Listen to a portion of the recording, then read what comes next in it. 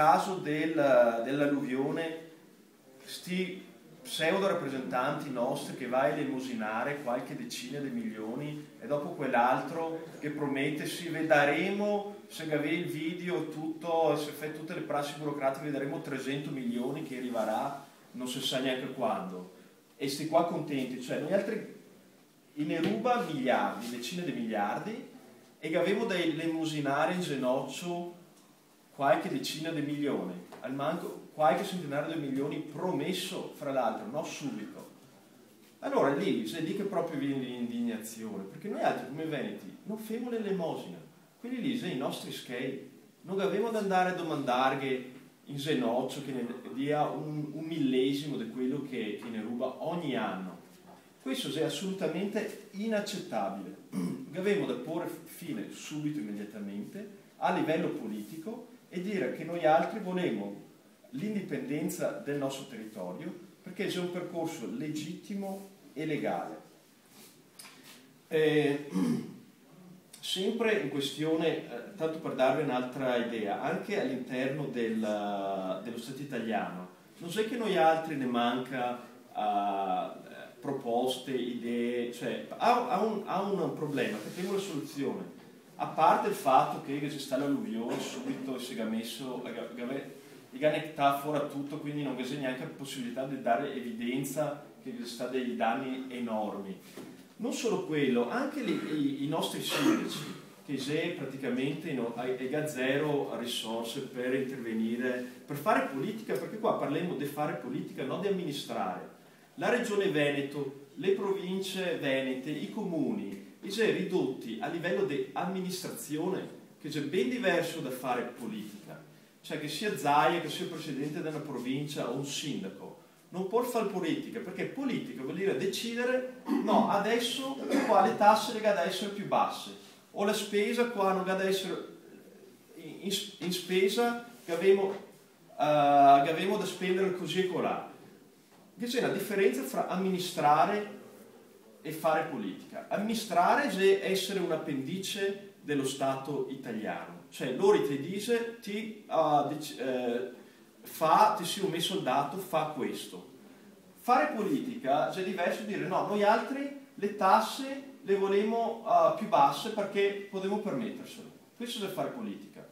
Questo non è possibile all'interno dello Stato italiano, perché siamo ridotti a fare al massimo degli amministratori. Quindi nell'esempio dell'alluvione, tanti sindaci, e qua potremmo anche dirlo che c'erano dei sindaci leghisti nel Vicentino, e che ha detto semplicemente una roba, so che c'è un'emergenza, che c'è le ditte, che c'è a terra, devono una sospensione temporanea dell'IRPEF. Cioè, pareva una roba, invece di aspettare, fa la moviola dei danni, dopo tieni là tutto per terra, perché così quando viene a fare controlli fra 6 mesi, vede che ti si come un terremotato, e fare tutto che dopo, fra 2 anni, ti arriva a schei, eccetera, eccetera. La roba più sensata era semplicemente dire, fra 2 anni non c'è più quella ditta lì, perché se non si tira su in piedi immediatamente, non c'è più fra 2 anni, quindi è inutile dare schei fra 1 anno, 2 anni, che sia 10 milioni, 300 milioni. Quindi l'idea politica, anche i nostri amministratori veneti a livello locale, che c'era una roba più semplice, ti fai una sospensione, così i schei li gai immediatamente, tanto comunque sono schei nostri. E questo è una roba normale che fa in tutti i paesi, cioè anche quando che non c'è delle emergenze, tipo anche negli Stati Uniti, l'IVA, che è un periodo dell'anno dove non te paghi l'IVA, che è solo fatto per stimolare questo e quello è fare politica a livello locale.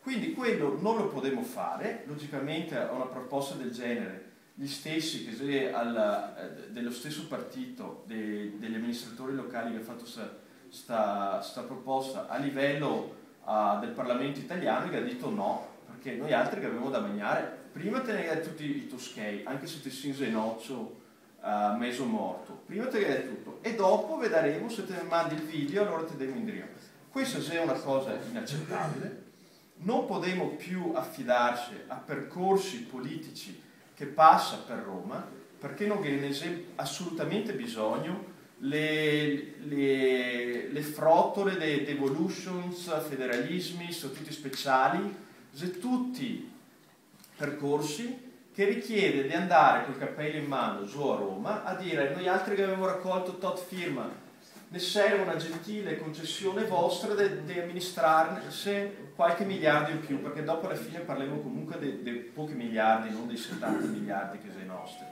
Anche quel poco lì, che sia di passare un comune nel Portogruaro nel Friulano, o che sia un comune del Bellunese che vuole andare in altre regioni, se non gli dà neanche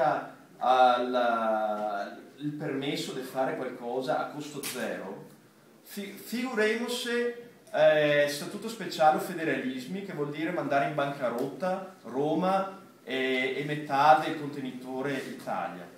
Non c'è nessun percorso politico fattibile che passa per Roma. L'unico percorso fattibile, e parliamo del fattibile perché c'è quello che succede in volta per il mondo. Il Montenegro si diventa indipendente con questo percorso, la Groenlandia si diventa indipendente l'anno scorso con questo percorso in maniera pacifica e legale. L'unico percorso è di avere una maggioranza dei veneti che vuole un Veneto Stato indipendente. Questa è la ragione per cui siamo qua, e questo è quello che abbiamo da fare immediatamente più possibile per arrestare questo impoverimento delle nostre scarselle, della nostra società, della nostra cultura, prima che sia massa tardi. Vi ringrazio.